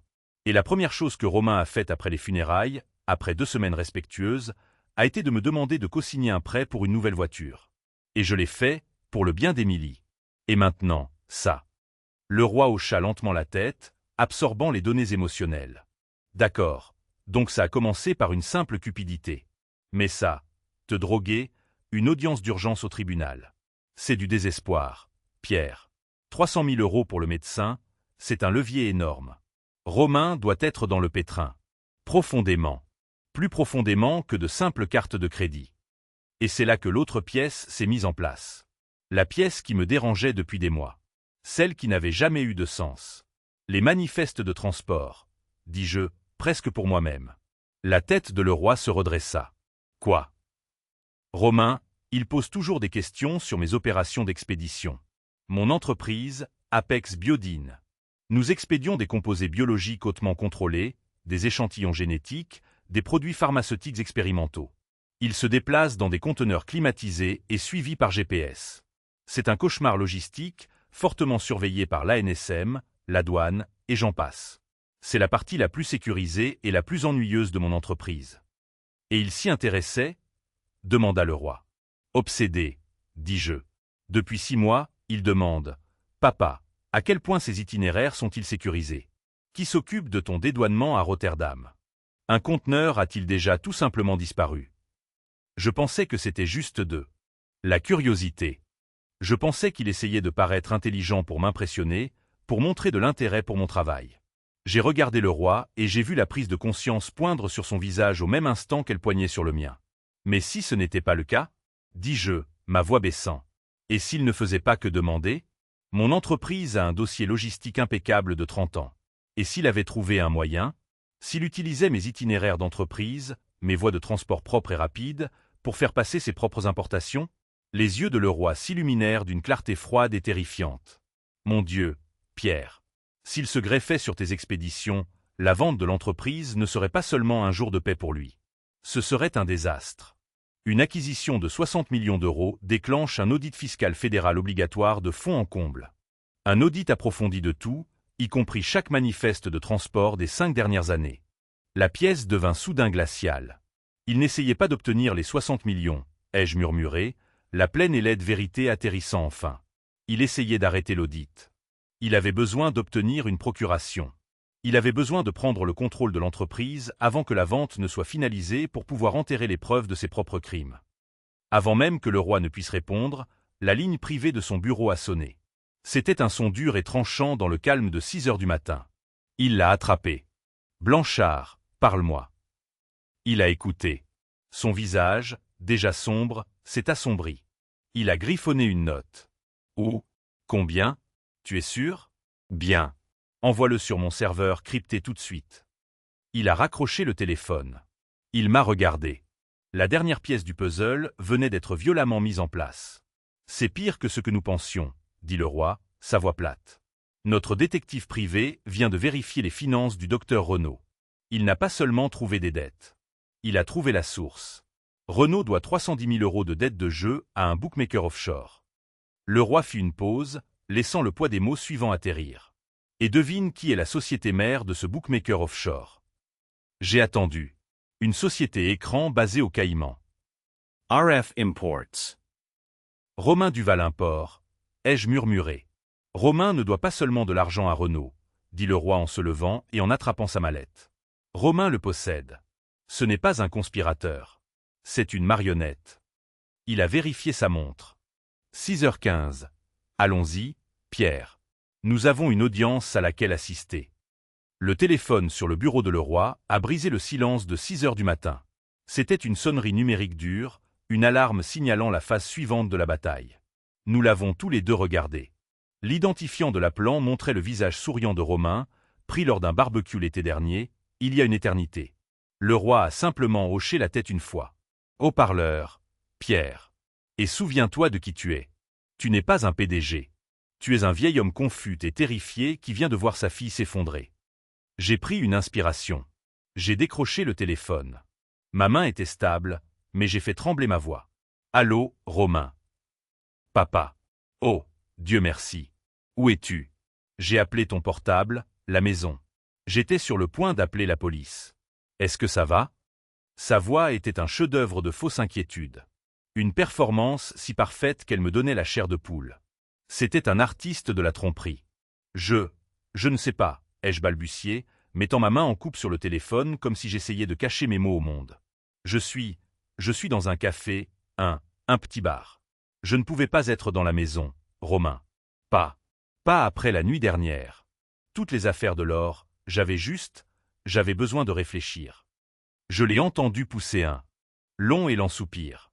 Ce n'était pas un soupir de soulagement que je sois en sécurité. C'était le soupir d'un prédateur qui venait de localiser sa proie. Il me croyait faible, brisé et errant dans les rues, hébété. Il pensait m'avoir. Papa, je comprends. Vraiment, dit-il, sa voix dégoulinant d'une fausse sympathie. Mais écoute-moi. J'ai des nouvelles. C'est à propos d'Émilie. Émilie? Ai-je demandé, ma voix se brisant. Est-ce que son état a empiré? Non, elle est stable. Elle se repose. Il a fait une pause, préparant l'hameçon. Mais je viens de parler à son médecin. Son vrai médecin. Le spécialiste qui la traite. Le docteur Renaud. Renaud? Ai-je répété comme si j'essayais de situer le nom. L'homme que tu appelais de l'hôpital. Oui, papa, dit Romain, sa voix douce et rassurante. Il la traite pour cette condition depuis des mois. Il est venu à l'hôpital dès que je l'ai appelé. Il a examiné son dossier. Il a parlé au docteur Martin et... J'ai insisté. Qu'est-ce qu'il a dit? Et voilà. Le deuxième piège. Papa, il est inquiet. Il est inquiet pour toi. Je suis resté silencieux. J'ai laissé la pause confuse planer dans l'air. Moi? Ai-je finalement murmuré. Pourquoi? Pourquoi moi? Il dit, d'après ce que je lui ai raconté, tes oublis ces derniers temps, ta crise au restaurant, à quel point tu étais confus. Il utilisait mon propre jeu contre moi, transformant mes symptômes fins en preuves. Il dit, ces conditions neurologiques, elles peuvent être génétiques. Il dit que ce qui est arrivé à Émilie pourrait être un précurseur de ce qui t'arrive. C'était brillant. Je devais lui accorder ça. C'était un mensonge dégoûtant et brillant. Il construisait un pont reliant la tentative de suicide de sa femme directement à ma sénilité, avec son médecin corrompu comme fondation. Je ne comprends pas, dis-je, ma voix tremblante. Je me sens bien. Je suis juste contrarié, mon fils. Papa, écoute-moi, dit Romain, sa voix se durcissant, juste une fraction, prenant un air d'autorité, celui d'un fils forcé de prendre les choses en main. Le docteur Renaud est un professionnel. C'est le meilleur dans son domaine. Et il est en route pour la maison en ce moment même pour prendre de tes nouvelles. C'est pour ton bien. Je le rejoindrai là-bas dans 30 minutes. Voilà. Je pensais que le piège n'était pas seulement un appel téléphonique. C'était une visite à domicile. Il ne pouvait pas m'amener à l'hôpital, alors il amenait son médecin corrompu à moi. Renaud arriverait, me trouverait seul, confus et agité par les événements de la nuit. Il effectuerait un examen préliminaire dans mon salon. Et puis, à 8 heures du matin, il témoignerait sous serment qu'il venait de me voir et que j'étais sans aucun doute un danger pour moi-même et pour mon patrimoine de 60 millions d'euros. Il déplaçait le champ de bataille de l'hôpital, qu'il avait perdu, à ma maison, qu'il pensait contrôler. Je devais lui offrir la performance de sa vie. Non. Ai-je crié dans le téléphone, un gémissement aigu et paranoïaque. Pas de médecin. Je ne suis pas. Je ne suis pas malade. Je n'ai pas besoin de médecin, Romain. Je vais bien. Je suis juste fatigué. Pourquoi fais-tu ça? Je lui ai donné exactement les symptômes pour lesquels il payait. Je lui ai donné le comportement erratique que sa requête exigeait. Je pouvais entendre le sourire dans sa voix alors qu'il essayait de m'apaiser. Papa, tu t'entends? Two cries. Tu n'es pas cohérent. C'est exactement ce dont le docteur Renaud m'a averti. C'est la confusion. S'il te plaît, papa, rentre juste à la maison. Je sais que tu as peur, mais rentre juste à la maison et laisse le médecin te parler. Pour moi. Fais-le pour Émilie. J'ai regardé le roi de l'autre côté du bureau. Il m'observait, son expression illisible, mais ses yeux étaient vivants, analytiques. Il appréciait cela. J'ai laissé échapper un long sanglot frémissant. Un son brisé arraché à la gorge d'un homme qui avait tout perdu. Oh mon Dieu! Oh mon Dieu! Un médecin à la maison. Laure, je ne sais pas quoi faire. Je ne sais pas, je lui offrais un chef-d'œuvre de panique sénile. C'est bon, papa, dit Romain, sa voix maintenant un murmure réconfortant et venimeux. La voix d'un serpent berçant sa proie. Tout va bien se passer. Tu as juste besoin d'aide. Nous allons t'aider. Rentre juste à la maison. Je te rejoindrai avec le docteur Renaud dans 30 minutes. Nous allons tout régler. Nous allons prendre soin de toi. D'accord, ai-je murmuré, ma voix semblant petite et vaincue. D'accord, mon fils. De l'aide. Oui. J'ai besoin d'aide. Je vais rentrer à la maison. J'arrive. J'ai raccroché le téléphone. La ligne est devenue silencieuse. Le silence dans le bureau de le roi était absolu, un lourd rideau de velours. J'ai regardé le roi. Il n'avait pas bougé. Le sourire froid et mince sur son visage était la seule chose dans la pièce qui semblait vivante. C'est un bon menteur, dis-je. Ma voix était instantanément revenue à la normale, froide, stable et nette. C'est un menteur désespéré, corrigea le roi, se levant et fermant sa mallette avec un clic lourd et final. Il vient de confirmer tout son plan. Il envoie son témoin vedette, le médecin corrompu, chez toi pour fabriquer des preuves pour une audience dont il ne sait pas que nous sommes au courant. Le roi a vérifié sa montre en platine. 6h45. Ils pensent t'avoir piégé, Pierre. Ils pensent que tu es un vieil homme effrayé qui court se cacher à la maison, sur le point d'être acculé dans son propre salon par son expert médical. Je me suis levé et j'ai redressé ma cravate. La fatigue avait disparu. L'adrénaline était de retour, pure et tranchante comme du verre. Alors, quelle est notre prochaine action? Le roi a pris sa mallette. Il s'est dirigé vers la porte et l'a tenue ouverte pour moi, les lumières du couloir vide brillant sur le sol en marbre. Un bon piège, dit le roi, son sourire tout tendant. Laissons-les aller chez toi. Laissons-les attendre.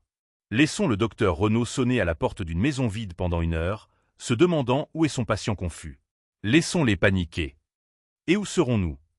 Ai-je demandé en passant devant lui dans le couloir. La voix de le roi a résonné dans le couloir vide alors que nous marchions vers l'ascenseur. Nous, Pierre, nous avons une audience à laquelle assister. Salle d'audience 3B, 8 heures précises. Et nous, dit-il en appuyant sur le bouton de l'ascenseur, nous allons être en avance. 7h45. Les lumières fluorescentes du couloir du palais de justice bourdonnaient, projetant une lueur verdâtre et maladive sur les sols en linoléum bon marché. L'air sentait le café rassis et la vieille cire à parquet. Ce n'était pas mon monde. Mon monde était celui des négociations en conseil d'administration et des contrats internationaux. C'était un lieu de querelles mesquines et de trahison familiale. Ça semblait sale. Maître Leroy et moi nous tenions au bout du couloir, observant simplement la porte de la salle d'audience 3B. Nous étions en avance. Il l'était encore plus. À travers la petite fenêtre grillagée de la porte, je pouvais les voir. ma famille, mes bourreaux. Romain faisait les 100 pas. Il portait son plus beau costume, un lainage anthracite que j'avais probablement payé, mais il avait une mine affreuse. Ses yeux étaient injectés de sang, sa peau pâle et moite. Le stress et l'adrénaline du désastre de la nuit dernière émanaient de lui par vagues. C'était un homme qui avait tout misé et qui était désespéré de voir la dernière carte. À côté de lui se tenait son avocat, un jeune homme lisse dans un costume trop brillant, les cheveux plaqués en arrière avec trop de gel. Il avait l'air d'avoir obtenu son diplôme de droit dans une publicité télévisée de fin de soirée. Et puis il y avait le docteur Renaud. Il ne faisait pas les 100 pas. Il était assis sur le banc en bois dur, complètement immobile, les mains si serrées que ses jointures étaient blanches. C'était un homme dans une cage de sa propre fabrication. Une cage à 300 000 €. Il n'arrêtait pas de s'éponger le front avec un mouchoir, ses yeux se dirigeant vers la porte toutes les quelques secondes. Il avait peur de moi. Il aurait dû avoir peur de Romain. Romain a arrêté de faire les 100 pas et s'est penché pour chuchoter à son avocat. Je ne pouvais pas entendre les mots, mais je n'en avais pas besoin. Je savais exactement ce qu'il disait. Je pouvais presque entendre son sifflement frénétique. Il n'est pas là. Il est 7h48. Il ne vient pas. L'avocat a dû poser une main apaisante sur son bras, lui faisant signe de baisser la voix. Il lui a probablement dit quel cadeau c'était. Et puis Romain a de nouveau parlé, sa voix un ras-le-bas et triomphant qui portait juste assez pour être entendu dans le couloir silencieux où je me tenais. « C'est parfait », a-t-il murmuré à son avocat. L'avocat a hoché la tête, un petit sourire suffisant jouant sur ses lèvres. Il n'est pas là. Bien sûr qu'il n'est pas là. Romain a laissé échapper un son qui était à moitié un rire, à moitié un sifflement. Le docteur Renaud est allé chez lui, comme nous l'avions prévu.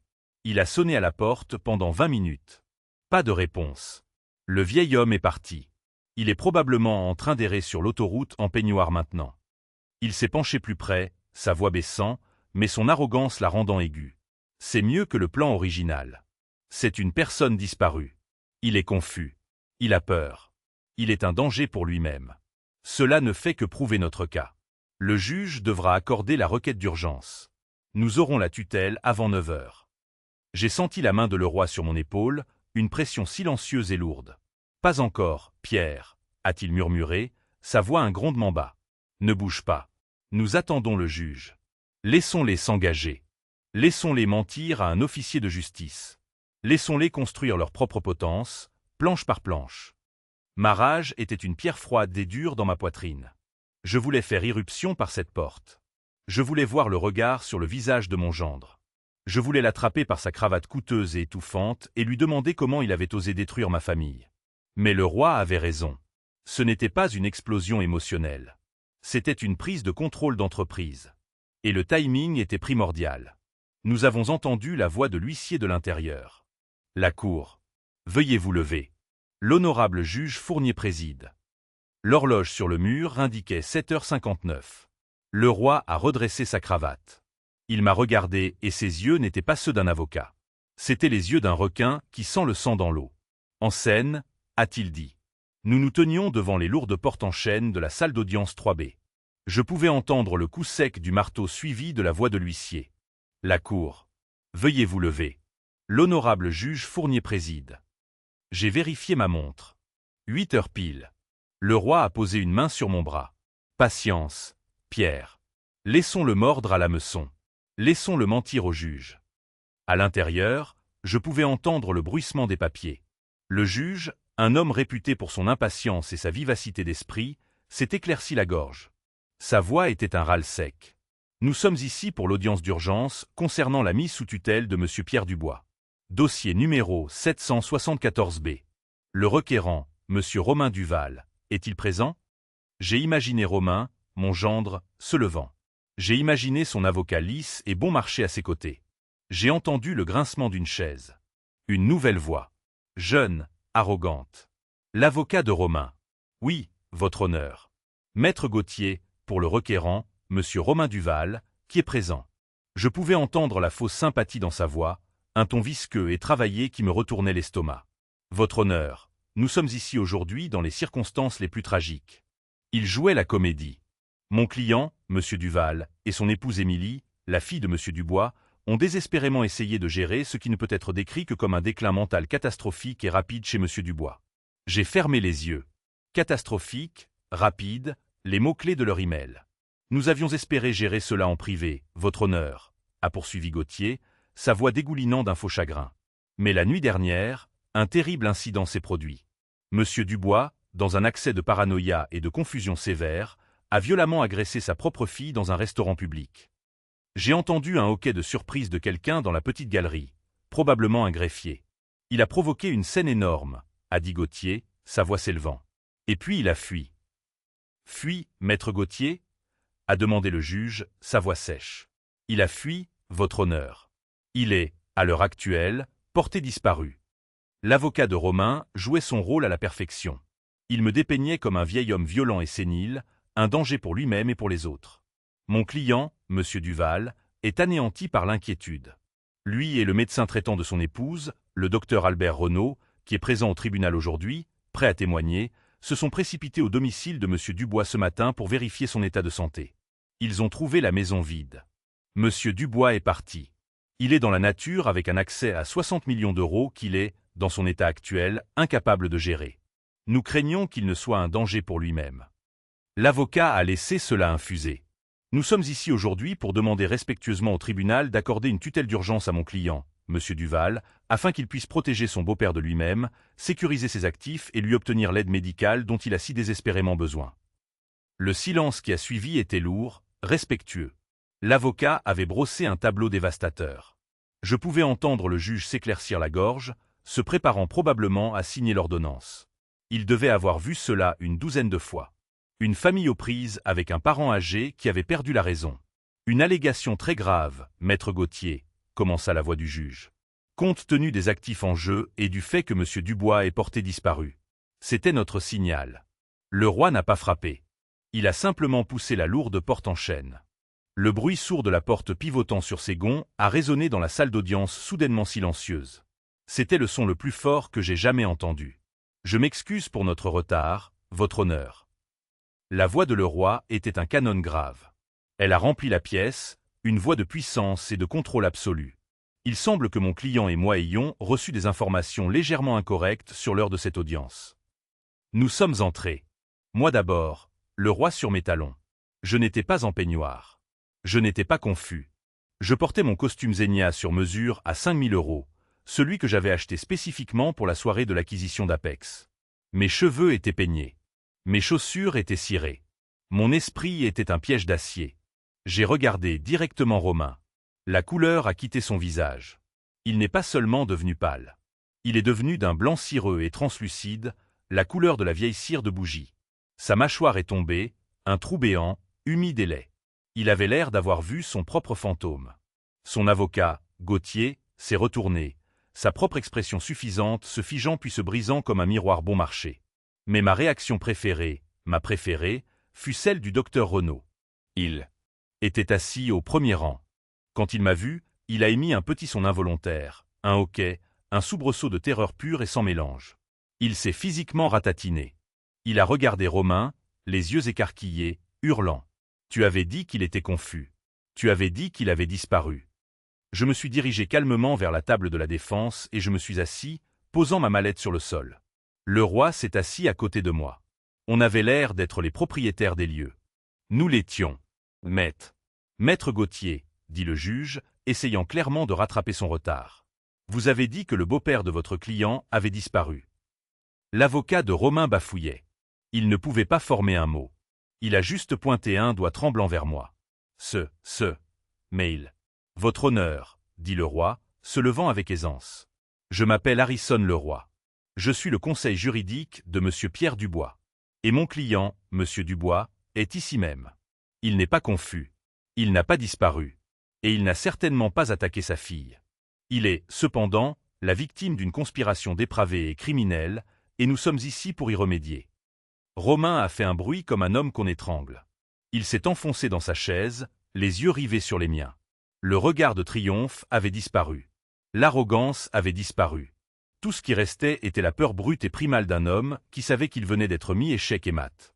L'avocat de Romain, Gauthier, avait l'air d'avoir été frappé physiquement. Sa bouche s'ouvrait et se fermait, mais aucun son n'en sortait. Il me fixait, puis son client, puis le juge, son costume brillant et bon marché ressemblant soudain à un costume d'Halloween. Le juge Fournier s'est penché en avant, sa patience déjà épuisée. Maître Gauthier, vous avez dit à cette cour que le beau-père de votre client avait disparu. Il semble être bien présent. Voudriez-vous expliquer cette divergence?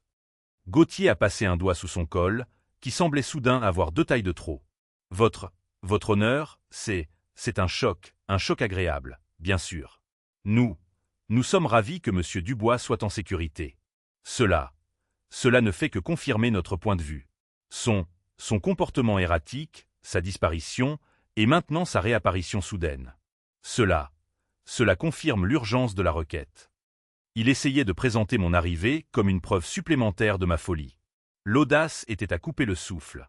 Nous aimerions appeler notre premier témoin, balbutia Gauthier, embrassant ses papiers. Un homme qui peut parler directement de l'état mental détérioré de M. Dubois. Nous appelons le docteur Albert Renaud. Un huissier a appelé le nom. Le docteur Renaud, qui avait essayé de se fondre dans le banc en bois, a tressailli comme s'il avait été électrocuté. Il s'est levé lentement. Son visage était luisant d'une sueur froide. Il a regardé Romain, les yeux écarquillés de panique, une supplication silencieuse et désespérée. Romain a simplement rendu son regard, son expression de pierre, ses yeux promettant la mort si Renaud ne suivait pas le plan. Renaud était un homme mort en sursis. Il s'est approché de la barre des témoins. Il a prêté serment. Sa main tremblait si fort qu'il pouvait à peine la garder sur la Bible. « Docteur Renaud, » commença Gauthier, retrouvant son assurance. « Vous êtes le médecin traitant de M. Pierre Dubois. Est-ce exact ?» Renaud s'est éclairci la gorge. Oui, je l'ai consulté. Oui. Et dans votre opinion médicale professionnelle, docteur, quel est l'état mental actuel de M. Dubois? C'était le moment. Renaud devait s'engager. Il m'a regardé, juste une seconde, puis a rapidement détourné les yeux, se concentrant sur un point du mur du fond. « Monsieur Dubois, Pierre, il est dans un état de déclin sévère, » dit Renaud, sa voix monotone répétée. Il présente des signes classiques de démence à apparition rapide, de paranoïa, de perte de mémoire sévère, d'agitation. Il est profondément confus. À votre avis, est-il capable de gérer ses propres affaires? Absolument pas, dit Renaud, le mensonge venant plus facilement maintenant. Il est un danger pour lui-même. Il est incapable de comprendre des questions financières complexes comme, disons, la vente d'une entreprise pour 60 millions d'euros. Il serait très susceptible à l'influence extérieure. Merci, docteur.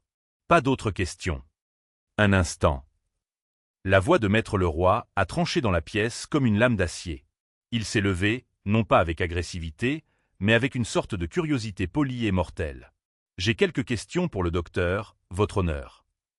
Le juge Fournier a hoché la tête. Maître. Leroy s'est dirigé vers la barre des témoins. Il souriait. C'était le sourire le plus terrifiant que j'ai jamais vu. Docteur Renaud, bonjour. Harrison Leroy, conseil de M. Dubois. Vous avez brossé un tableau très sombre. Vous dites que vous êtes le médecin traitant de M. Dubois. Oui. J'ai supervisé son cas. Je vois. C'est fascinant, dit Leroy en sortant un petit dossier. Parce que j'ai ici le dossier médical complet de M. Dubois, remontant à 20 ans. Son véritable médecin traitant, un certain docteur Harris Patel, le suit depuis 2 décennies. Et son dernier examen physique, il y a 3 mois, l'a déclaré en parfaite santé pour un homme de son âge. Votre nom, docteur Renaud, n'apparaît pas une seule fois. Alors, permettez-moi de reformuler. Quand avez-vous commencé à superviser son cas? Renaud était acculé. C'était une consultation privée à la demande de son gendre. Monsieur Duval était inquiet. Ah, Monsieur Duval était inquiet. Je vois. Et quand a eu lieu cette consultation privée? Je lui ai rendu visite à son domicile plusieurs fois. Vous lui avez rendu visite? Dit Leroy en haussant un sourcil. À son domicile, des visites à domicile. Très démodé. Et quand l'avez-vous vu pour la dernière fois? Renaud a vu son ouverture. Il l'a saisie. Ce matin. Je suis allé chez lui ce matin à la demande de M. Duval. Il était profondément agité. Il était confus. Il a fui la maison. Il criait. Cela a confirmé toutes mes craintes. Donc, vous l'avez vu ce matin à son domicile? Demanda le roi. Oui. Vers 7 heures. C'est remarquable, dit le roi, sa voix pleine d'une fausse admiration. Vraiment incroyable, parce qu'à 7 heures du matin, docteur Renaud, M. Dubois était assis dans mon bureau, en ma présence, parfaitement calme, buvant du café et se préparant pour cette même audience. Alors je vous le demande à nouveau, docteur, qui avez-vous vu exactement ce matin? Le sang a quitté le visage de Renaud. Il était pris dans un mensonge direct et vérifiable. Je dois m'être trompé d'heure. C'était hier. Passons, dit le roi en agitant une main dédaigneuse. Parlons de vos finances, docteur. Vous avez mentionné que vous étiez inquiet pour celles de Monsieur Dubois. Êtes-vous inquiet pour les vôtres? Gauthier, l'avocat de Romain, s'est levé d'un bond. Objection. Pertinence, votre honneur. C'est entièrement pertinent, votre honneur, tonna le roi. Cela touche directement au mobile et à la crédibilité de ce témoin. Rejeté, lança le juge. Répondez à la question, docteur. Renaud était pâle. Je ne vois pas en quoi mes finances personnelles. Vraiment? Le roi s'est approché d'un chevalet juridique et y a placé un grand document. C'était un relevé bancaire. Reconnaissez-vous ce compte, docteur? C'est un compte offshore aux îles Caïmans. À votre nom. C'est privé. Plus maintenant, dit le roi. Maintenant, regardons ça. Un paiement, et un autre, et encore un autre. Des paiements bi-hebdomadaires provenant d'une société écran appelée RF Import. Connaissez-vous RF Import? Le docteur Renaud ne dit rien. Il transpirait simplement. Laissez-moi vous aider, continua le roi. RF Import est une société écran appartenant à Monsieur Romain Duval, le gendre de votre patient. Le roi a tourné la page pour afficher une feuille de synthèse. Depuis 6 mois, docteur Renaud, vous recevez des paiements de Monsieur Duval sur ce compte offshore. Le total, la semaine dernière, s'élève à 310 000 €. La salle d'audience était absolument silencieuse. Romain avait l'air sur le point de vomir. Alors, docteur, la voix de le roi baissa pour devenir un grognement silencieux et mortel. J'ai 2 questions pour vous. Premièrement, 300 000 €, est-ce votre tarif standard pour traiter la paranoïa sénile? Renaud secoua simplement la tête, muet. Deuxièmement, dit le roi en se rapprochant. Mon enquêteur a découvert que ce compte est directement lié à plusieurs sites de paris sportifs en ligne. Est-il vrai, docteur Renaud, que vous avez plus de 300 000 € de dettes envers le bookmaker personnel de Monsieur Romain Duval? Renaud a craqué. Ce ne fut pas un effondrement lent. Ce fut une implosion complète et fracassante. Il laissa échapper un sanglot étranglé. Il me tenait, cria-t-il, les mots s'arrachant de lui. Il possédait ma dette.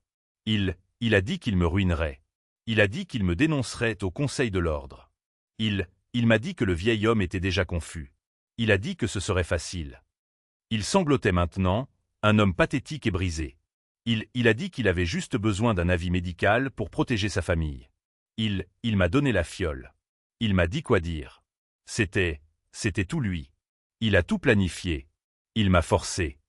Il s'est effondré en avant, enfouissant son visage dans ses mains, tout son corps tremblant. Le juge le regardait, horrifié. Les doigts de la sténographe volaient. L'avocat de Romain, Gauthier, s'est lentement rassis, son affaire, sa carrière s'évaporant sous ses yeux.